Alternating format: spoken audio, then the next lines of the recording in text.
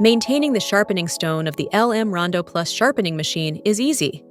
It is important to clean the stone after each sharpening session.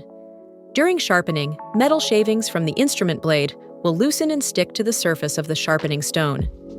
Clean the stone after each sharpening session. While the stone is rotating, use a soft, lint-free fiber cloth moistened with alcohol to remove the metal shavings stuck on the surface. To restore the sharpening effectiveness of the stone, use Emery tapes regularly. Lightly press the tape against the rotating stone for a few seconds, and then wipe the stone with a cloth moistened with alcohol. To change the sharpening stone, hold the machine firmly with both hands. Open and remove the sharpening stone locker cover from the bottom of the machine. Rotate the casing to adjust the stone's position, making the spring latch accessible. Pull the spring latch to release the sharpening stone, allowing it to drop into your hands. Insert the new stone, ensuring that the gear teeth are properly aligned.